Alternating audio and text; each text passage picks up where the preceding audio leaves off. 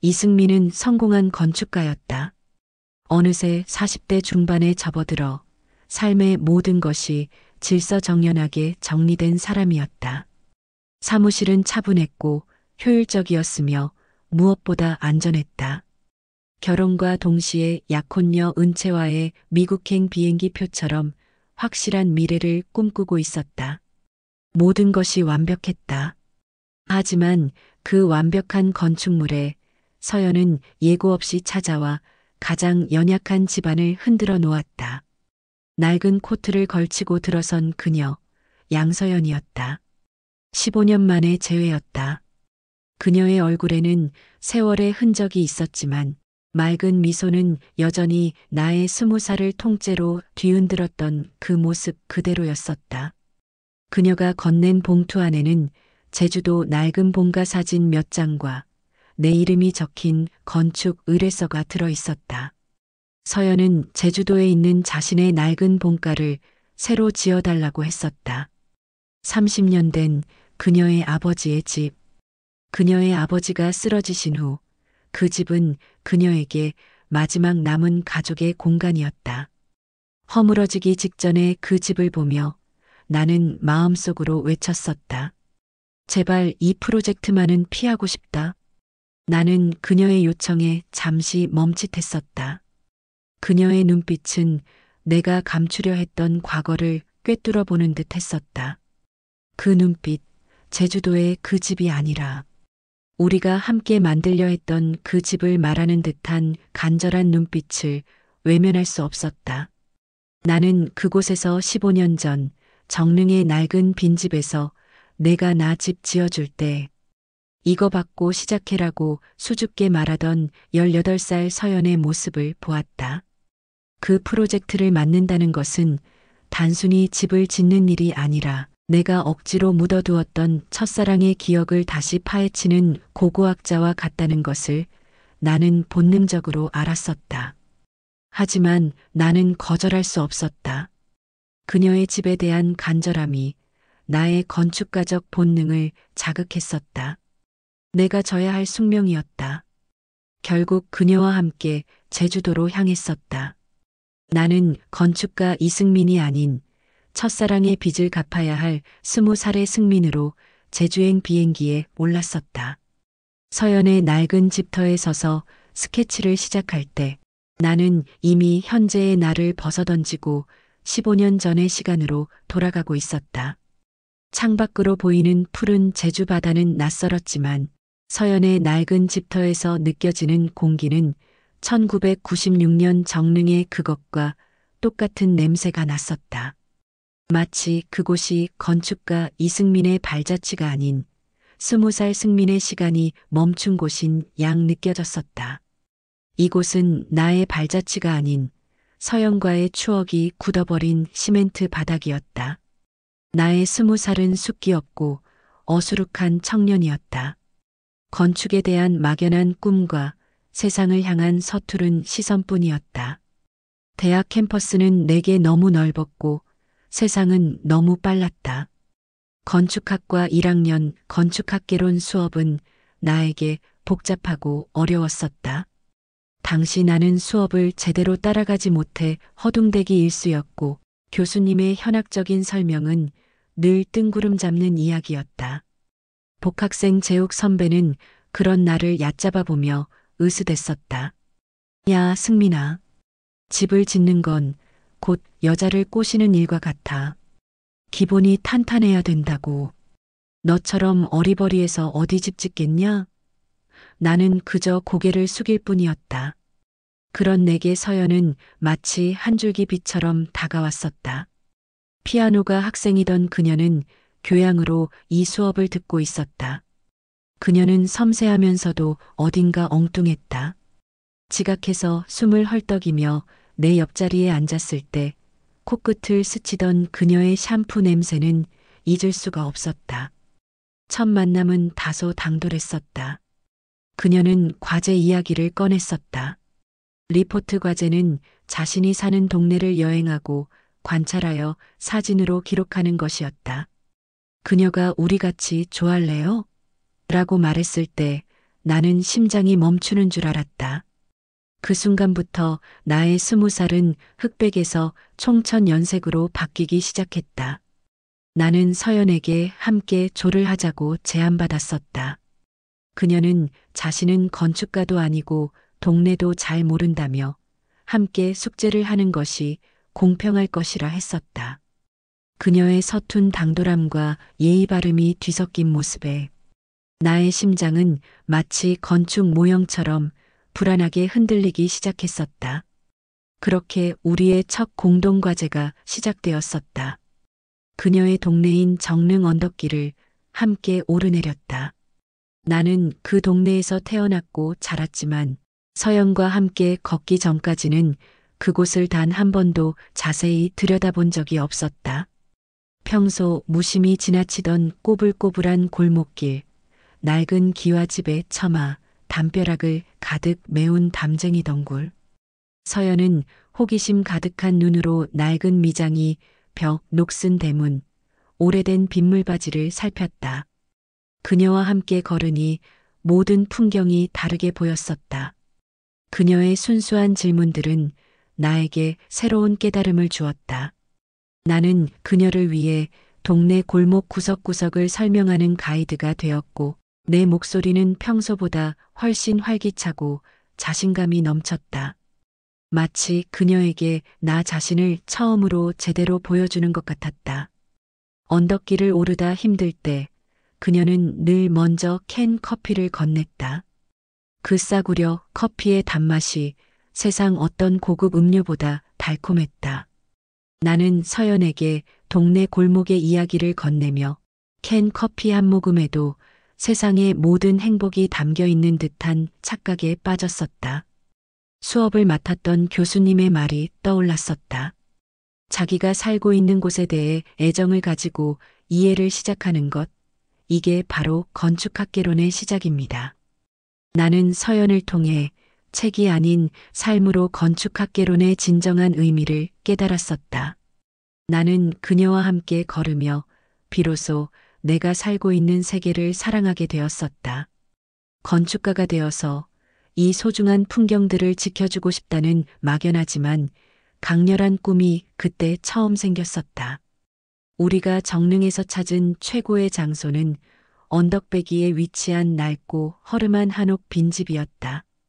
담장은 무너져 있었고 기와는 깨져 폐가에 가까웠지만 햇살이 잘 드는 대청마루와 바람이 통하는 구조는 세상의 시름을 잊게 하는 완벽한 아지트였다. 그 집은 우리의 성전이었다. 담장이 무너져 있어도 문짝이 덜컹거려도 그곳은 우리만의 공간이었다. 특히 대청마루에 앉아 하늘을 바라볼 때면 세상의 소음은 모두 사라지고 오직 서연의 목소리와 나의 숨소리만 들리는 듯했다. 우리는 그곳에서 많은 시간을 보냈었다. 나는 서연을 위해 그 집에 스케치를 했었다. 나는 서연에게 그 집을 스케치하는 방법을 가르쳐 주었다. 기둥과 보의 구조, 처마의 곡선, 창호의 짜임. 나는 건축가의 눈으로 그 집을 해부했지만 서연은 그 집에 생명을 불어넣었다. 서연은 낡은 창문 너머로 들어오는 햇빛을 바라보며 말했었다. 이 집을 고쳐서 살고 싶다. 내가 살고 싶어하는 집으로 만들어주고 싶다. 18살 서연의 소박한 꿈이었다. 그녀의 소박하고 구체적인 미래 계획은 나의 심장을 뛰게 했다. 그녀의 꿈을 현실로 만들어주고 싶다는 열망이 나의 모든 꿈을 집어삼켰다. 그 집은 나에게 단순히 낡은 건축물이 아니라 그녀의 꿈을 담은 가장 소중한 캔버스였다. 나는 그때 결심했었다. 내가 건축가가 되어야 하는 가장 큰 이유가 바로 이 집, 서연의 꿈을 현실로 만들어주는 것이라고. 그때부터 나의 건축은 이승민의 꿈이 아니라 양서연의 집을 짓는 것이 되었었다. 빈집의 대청마루에 앉아 우리는 김동률의 기억의 습작을 함께 들었었다. 이어폰을 나눠 끼고 서로의 어깨에 기대어 흘러나오는 노래 가사에 집중했었다.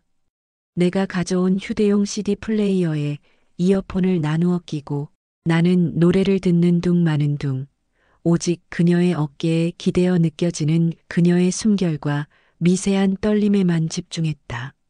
멜로디의 아련함과 우리의 풋풋함이 섞여 그 순간이 영원할 것만 같았었다. 서연은 그때 말했었다. 집은 추억을 담는 곳이야. 우리가 사는 모든 순간이 집 안에 쌓여서 그게 벽이 되고 지붕이 되는 거지. 서연의 그 말은 20년이 지난 지금도 나의 건축 철학의 근간이 되고 있다. 나는 그 집에서 그녀에게 고백하고 싶었다. 하지만 두려웠다. 우리의 완벽하고 순수한 친구라는 관계가 깨져버릴까봐. 만약 내가 고백해서 그녀를 잃게 된다면 나는 그 무엇도 지을 수 없는 건축가가 될 것만 같았었다. 그래서 나는 고백이라는 가장 중요한 문을 영원히 닫아두기로 했다. 나의 첫사랑은 그때 침묵이라는 서툰 벽체 안에서 시작되었었다. 어느 날 서연은 내게 CD 한 장과 휴대용 CD 플레이어를 건넸었다. 이게 내 계약금이야. 나중에 나 집 지어줄 때 이거 받고 시작해. 그 CD에는 변함없이 김동률의 노래가 담겨 있었었다. 그것은 우리 둘만의 계약금이었다. 내가 짓는 집은 내가 살 집이어야 해라는 그녀의 말이 나의 심장을 짓눌렀었다. 나는 그때 그 계약금이 단순히 농담이나 장난이 아니라는 것을 알았었다. 서연에게 그것은 나의 미래에 대한, 우리 둘의 미래에 대한 조심스러운 청사진이었다. 그녀의 붉어진 뺨과 떨리는 목소리는 그녀가 나에게 느끼는 감정의 깊이를 짐작하게 해주었었다. 나는 그 CD를 받자마자 집으로 달려가 밤새 잠을 이루지 못했었다. 그녀의 미래 속에 내가 존재한다는 사실이 세상을 다 가진 듯 행복하면서도 동시에 나의 무능력함과 소심함이 그녀에게 상처를 줄까봐 두려웠었다. 우리는 함께 20살의 순수하고 아름다운 시간을 그 빈집에 빼곡히 채워 넣었었다. 나는 서연에게 집을 짓는 방법을 배웠고 서연은 나에게 추억을 짓는 방법을 배웠었다. 하지만 우리의 관계는 늘 불안한 경계에 있었었다. 나는 그녀에게 친구 이상, 연인 미만이라는 정의를 내렸었다.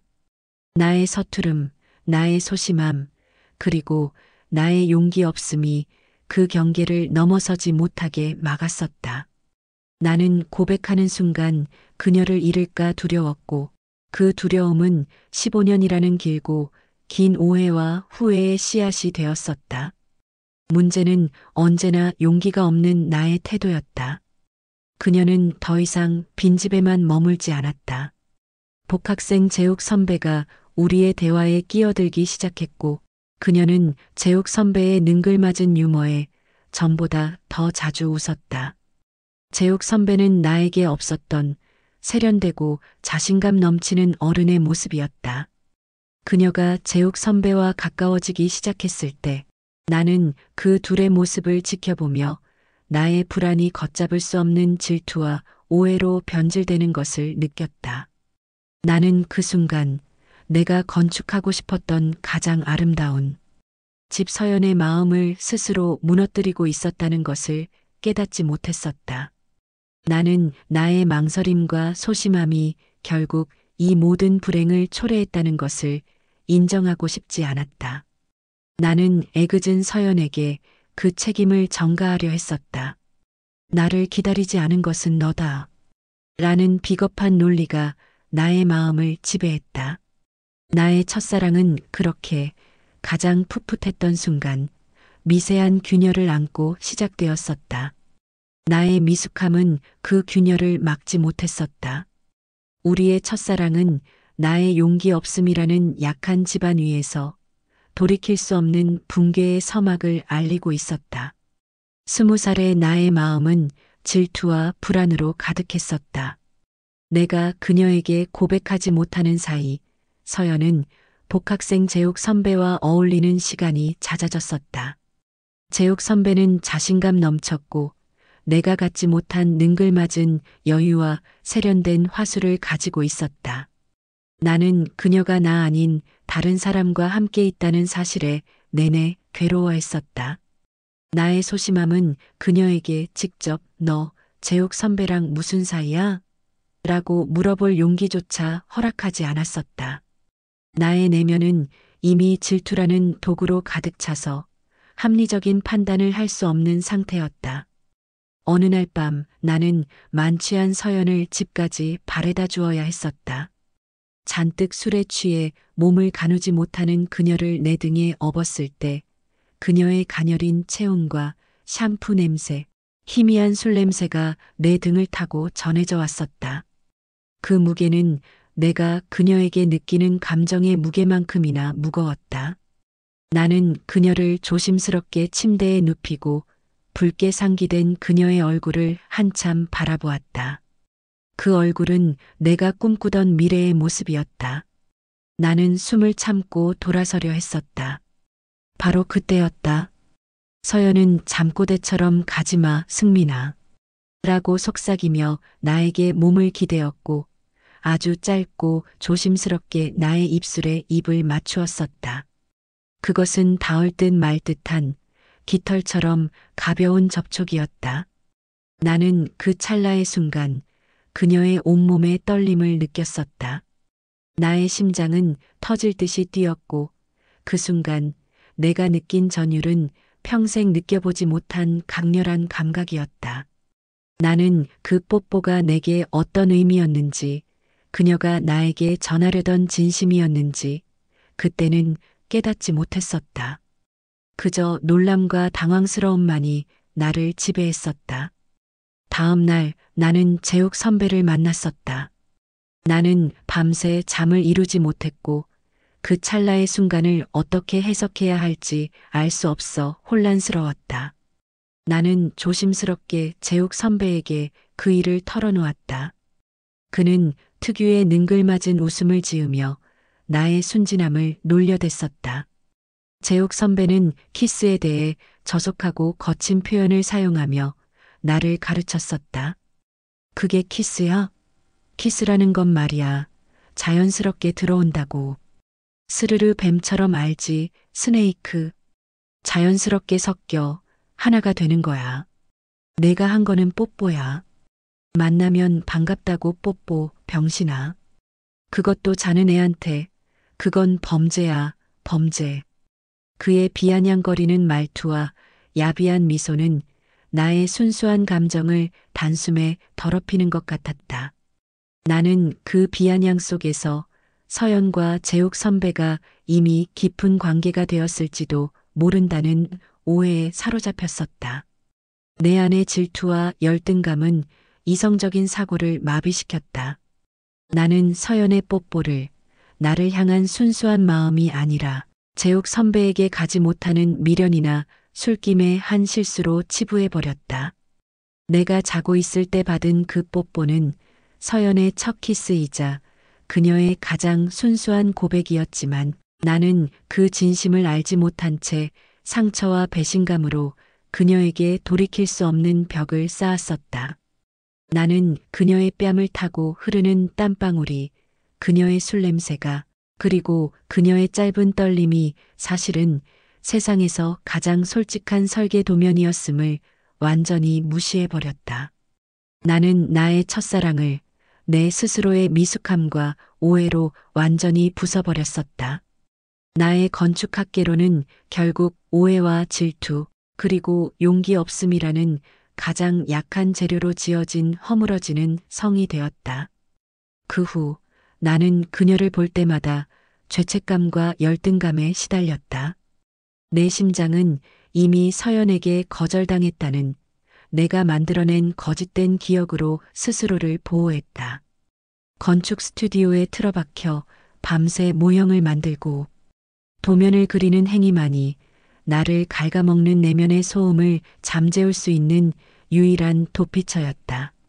나의 대학 생활은 서연의 부재와 그녀에게 받은 깊은 상처라고 믿었던 것을 잊기 위한 고독한 투쟁이 되었다.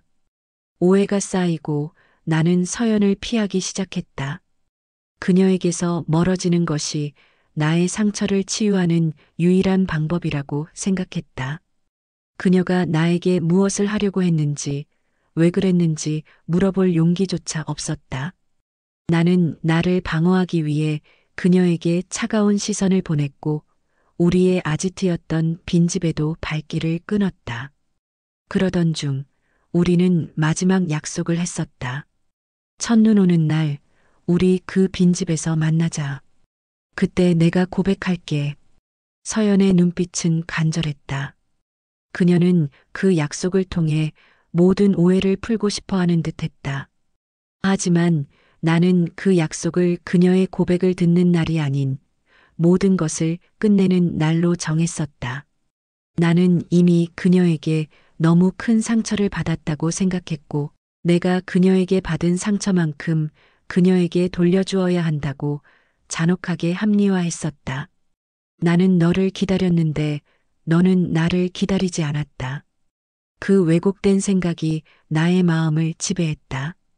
서연은 약속대로 첫눈이 내리던 날 우리의 아지트였던 빈집을 찾아갔을 것이다. 나는 아침부터 창밖을 살폈다. 희미하게 눈발이 날리기 시작했을 때 나의 심장은 멈출 듯이 뛰었다. 가야 한다. 지금이라도 달려가서 그녀에게 모든 것을 말해야 한다. 나의 질투심, 나의 두려움, 나의 사랑을. 하지만 나는 몸을 움직일 수 없었다.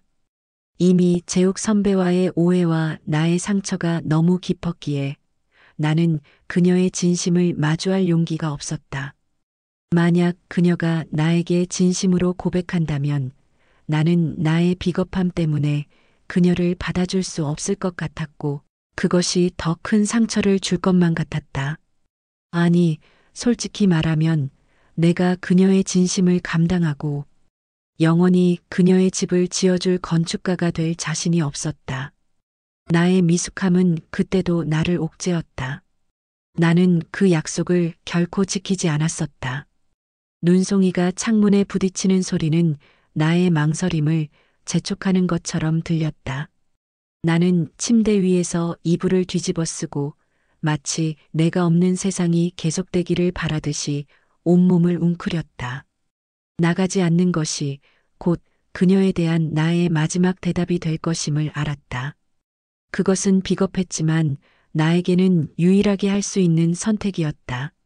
나는 나의 가장 순수한 20대를 지키지 못한 하나의 약속과 함께 미련 없이 잘라내기로 했다. 내 삶에서 가장 중요한 순간 나는 도망치는 것을 택했다. 귓가에 들리는 눈 내리는 소리마저 외면했다. 그날 이후 우리의 관계는 끊어졌었다. 나는 건축에 몰두했고 서연은 피아노에 전념했었다. 나의 삶은 다시 흑백으로 돌아왔다. 그렇게 15년이라는 긴 세월이 흘러 현재의 제주도에서 재회하게 되었었다. 나는 15년 동안 그날의 첫눈을 그리고 내가 지키지 못한 약속을 단 한순간도 잊은 적이 없었다. 그것은 나의 영원한 짐이었다. 제주도 집 공사는 나에게 과거와의 싸움이었다. 집의 벽체가 하나하나 올라갈 때마다 15년 전의 기억도 함께 되살아났었다. 서연과 함께 머리를 맞대고 설계도를 보며 웃을 때 나는 잠시 현재의 은채와 약혼한 이승민이 아닌 정릉 빈집에서 그녀와 함께 꿈을 꾸던 20살의 승민으로 돌아갔었다. 하지만 밤이 되면 현실이 나를 덮쳤다. 나는 은채와의 통화에서 그녀에게 미안함을 느꼈고 곧 미국으로 떠나야 한다는 책임감이 나를 짓눌렀다. 그리고 마침내 모든 오해가 풀리는 순간이 왔었다. 제주도 푸른 바다를 바라보며 서연은 솔직하게 고백했었다. 나는 내가 내 첫사랑이었으니까, 널 좋아했었으니까. 그녀는 자신의 진심을 숨기지 않았다. 그녀도 내가 자고 있을 때 했던 그 뽀뽀가 자신의 첫 키스였었다고 고백했다. 그 입술 밖으로 터져나온 두 문장이 켜켜이 쌓였던 시간의 오해를 15년 동안 엇갈렸던 우리의 모든 순간을 단숨에 해체해버렸었다. 내가 15년 동안 품고 있던 질투와 오해는 한순간에 부질없는 것이 되었다. 모든 것이 명료해지는 순간 나는 내가 15년 전 얼마나 비겁하고 어리석었는지 깨달았었다. 나의 미숙함이, 나의 소심함이 그녀의 순수한 고백을 외면하고 우리의 미래를 산산조각 냈었던 것이다. 가슴 깊은 곳에서부터 후회와 고통이 파도처럼 밀려왔다. 나는 그 자리에서 무너지고 싶었지만 그럴 수 없었다. 15년의 시간은 돌이킬 수 없는 후회로 바뀌어 내 가슴을 찔렀다. 나는 내가 왜 그때 재욱 선배의 말을 믿었는지, 왜 그녀에게 단 한 번도 물어볼 용기를 내지 못했는지 스스로를 저주했다. 하지만 이미 현실에 나는 은채라는 약혼녀가 있었고 아버지의 병환과 미래의 계획이라는 묵직하고 책임감 있는 짐을 짊어지고 있었다. 내가 짊어진 것은 단순히 나의 미래가 아니었다. 은채의 기대, 아버지의 마지막 희망, 나의 건축가로서의 명예. 그 진심은 너무나 늦게 도착했고 나는 이미 우리가 만들어온 현재를 부정하고 이 모든 책임을 내던져 버릴 수 없는 어른이 되어 있었다. 나는 그녀의 진심을 받아들임으로써 내가 쌓아 올린 모든 것을 파괴해야 하는 잔인한 기로에 서 있었다. 나는 다시 한번 가장 비겁하고 잔혹한 선택을 했었다. 서연을 밀어내는 것. 그녀의 눈빛을 보았다. 만약 그녀를 받아들인다면 그녀는 나 때문에 모든 것을 포기하고 나와 함께 미국행 비행기에 오르지 못할 수도 있었다. 나는 그녀의 삶마저 파괴하고 싶지 않았다. 그래서 나는 나 자신을 영원히 저주받을 악당으로 만들기로 결심했었다. 이제 나한테 연락하지 마. 좀 꺼져줄래? 나 바쁘다고. 내 입에서 나온 그 모진 말들은 나 스스로에게 뱉는 가장 잔인한 고백이었다. 나의 사랑을 담아 그녀를 밀어내는 유일한 방법이었다. 나의 마음은 사랑해. 하지만 너를 위해 널 떠나야 해라고 울부짖었지만 입 밖으로 나온 것은 너는 이제 나에게 아무것도 아니야라는 잔인한 거짓말이었다. 이 잔혹한 방어 기제가 없었다면 나는 그녀 앞에서 무릎 꿇고 모든 것을 고백했을 것이다. 서연의 눈동자에는 슬픔보다 더 깊은 이해할 수 없다는 절망과 배신감이 뒤섞여 있었다. 그녀는 내가 아닌 15년 전에 순수했던 승민이 왜 이렇게 변했는지 묻고 있었다. 나는 그 눈빛을 외면하고 돌아서야 했었다. 단 한 번도 뒤돌아보지 않았었다. 만약 아주 짧은 찰나라도 그녀를 다시 보았다면 나는 비행기에 오를 수 없었을 것이다. 나는 다시 한번 나의 사랑을 등지는 선택을 했다. 나는 약혼녀 은채를 따라 미국으로 떠나는 비행기에 몸을 실었었다. 비행기 안에서 나는 내내 가슴을 짓누르는 고통을 느꼈다. 창밖으로 보이는 구름은 나의 텅 빈 마음처럼 잿빛이었다. 내가 겪은 것은 첫사랑의 해피엔딩이 아니었다. 그것은 완벽한 파국이었다. 나는 나의 가장 소중했던 건축물을 스스로 폭파시킨 것이었다. 손가락에 끼워진 약혼 반지의 무게가 수백 톤의 콘크리트처럼 느껴졌다. 이제 나는 나의 현재와 미래에 대한 책임이라는 이름의 집에 갇힌 것이다. 너를 선택하지 못한 대가로 나는 영원히 나 스스로를 벌하게 될 것이다. 그날 약속했던 첫눈이 내리는 날 서연은 홀로 공사가 한창인 그 빈집을 다시 찾아갔을 것이다. 공사 중인 집터는 폐허와 같았을 것이다. 그녀는 내가 오지 않을 것을 알았지만 마지막 인사를 위해 그곳에 서 있었을 것이다. 나는 태평양을 가로지르는 비행기 창밖의 먹구름처럼 텅 빈 마음으로 그녀가 홀로 그 눈을 맞았을 모습을 상상했었다. 나의 비겁함과 현실적인 책임감이 나를 붙잡아 두었고 나의 부재는 서연에게 우리의 사랑이 영원히 끝났음을 선고했었다. 내가 그녀를 위해 마지막으로 지은 것은 집이 아니라 우리 사이에 건널 수 없는 이별의 벽이었다. 세월이 흘렀다. 나는 미국에서 결혼했고 나의 삶은 계획대로 흘러갔다. 하지만 나의 마음속에는 늘 제주도의 푸른 바다와 정릉의 낡은 빈집이 자리 잡고 있었다. 건축가로서 나는 세상에 수많은 집을 지었지만 단 하나의 집, 서연의 집만은 나의 손으로 완성하지 못했다는 죄책감이 나를 따라다녔다. 그녀의 집은 나에게 영원히 미완의 프로젝트, 나의 가장 치명적인 실패작으로 남아 있었다. 모든 공사가 끝난 후였다. 서연이 건축가로서 자신의 집을 완성했다는 소식은 오래전에 들었었다. 그리고 어느 날 제주도 서연의 집으로 택배 하나가 도착했었다. 발신인은 내가 아닌 나의 회사 주소였다. 상자를 열자 낡았지만 깨끗하게 보관된 물건이 나왔었다. 15년 전 서연이 계약금이라며 내게 줬던 그 CD와 CD 플레이어였다. 그것은 내가 그녀에게 보낸 마지막 편지였다.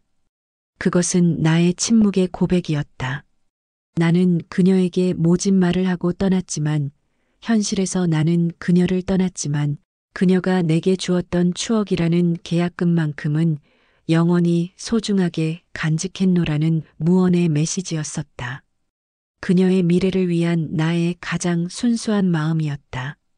그 CD 플레이어를 돌려주는 행위는 이제 그녀의 집이 완성되었으니 계약금인 추억은 온전히 그녀의 몫으로 돌려주고 나는 이제 이별을 최종적으로 받아들이겠다는 건축가로서의 청산 보고서와 같았다. 서연은 이제 완벽하게 완성된 자신의 삶과 추억이 담긴 그 집의 거실에 앉아 CD 플레이어의 재생 버튼을 눌렀을 것이다. 그녀의 손으로 완성된 그 집은 더 이상 낡은 폐가가 아닌 그녀의 꿈이 실현된 견고한 건축물이었다. 삐걱거리는 작은 소리와 함께 15년 전 우리가 함께 들었던 김동률의 목소리가 흘러나왔을 것이다. 버틸 순 없다고 휑한 웃음으로 내게 기대어. 서연의 눈가에 눈물이 맺혔을 것이다. 그 눈물은 슬픔이 아니었다. 그것은 놓아줌과 새로운 시작의 눈물이었을 것이다. 우리의 풋풋했던 첫사랑은 현실에서 이룰 수 없었지만 그 애틋한 추억과 기억만은 그녀가 완성한 그 집 속에 고스란히 묻혀 하나의 영원한 건축물이 되었었다. 서연은 이제 나를 놓아줄 수 있었을 것이다. 그 노래처럼 나의 첫사랑은 아련한 기억의 형태로 서연의 마음속에서 그리고 그녀가 홀로 완성한 그 집에 영원히 함께 살고 있었다. 그녀는 내가 남긴 모진 말 대신 추억이라는 가장 아름다운 진실을 선택하여 평생을 간직하기로 결심했었다. 그리고 그 집은 그녀가 나 없이도 혼자서 멋진 삶을 살아갈 수 있다는 그녀만의 가장 견고한 건축학개론의 결실이었다. 나는 멀리서 그녀의 삶을 응원하는 것으로 나의 마지막 사랑을 완성했다.